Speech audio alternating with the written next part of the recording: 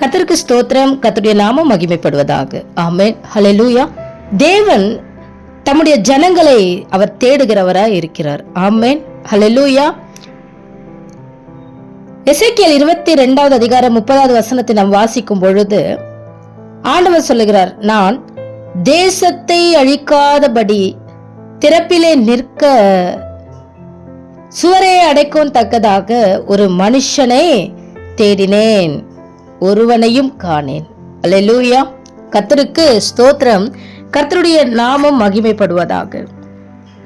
இன்னைக்கு நம்ம ரட்சிக்கப்பட்டு இருக்கிறோம், ஆசீர்வதிக்கப்பட்டு இருக்கிறோம், பரலோகத்துக்கு நேராய் வழிநடத்தப்படுகிறோம். ஆலோசனை ஆவியானவர் கொடுக்கிறாரு. இன்னைக்கு நம்ம செழிப்பா இருக்கிறோம், நம்முடைய ஆத்துமா பாதுகாப்பா இருக்கிறது. அது நல்லது. கர்த்தருக்கு ஸ்தோத்திரம். ஆனால் நம்முடைய நண்பர்கள், நம்முடைய உறவினர்கள், நமக்கு தெரிந்தவர்கள், தேசத்துல இருக்கிற ஜனங்கள் எப்படி இருக்கிறார்கள் அப்படின்னா, அவங்க மரணத்தை நோக்கி போய்கொண்டு இருக்கிறார்கள், நரகத்தை நோக்கி, என்னைக்குமே அழியாத நித்திய அக்கினி, அது எரிந்து கொண்டே இருக்கிற அக்கினிக்கு நேராய் ஒவ்வொரு ஆத்துமாவும் போயிட்டு இருக்கு. ஹல்லேலூயா.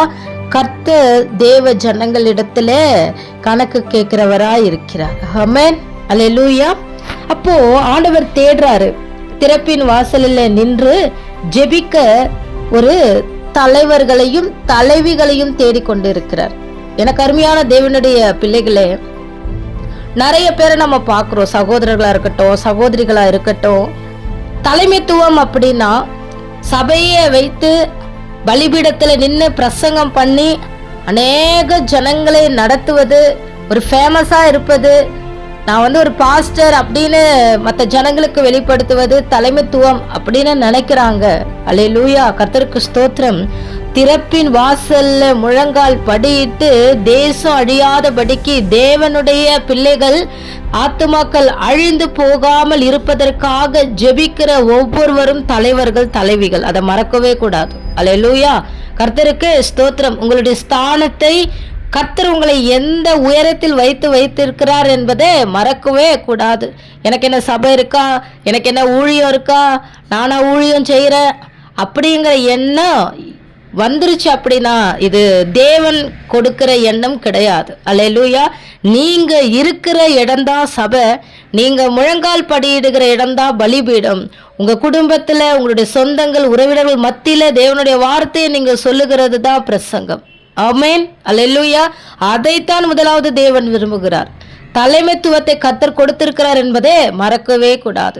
ஆபிரகாமை நம்ம பார்த்தோம் அப்படின்னா, லோத்திற்காக என்ன பண்ணாரு, தேவனிடத்துல அவர் ஜெபித்தார். அல்லேலூயா.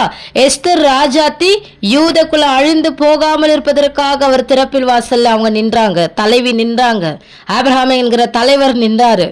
மோசே இஸ்ரவேல் ஜனங்களுக்காக திறப்பின் வாசல்ல நின்றாரு. கர்த்தருக்கு ஸ்தோத்திரம்.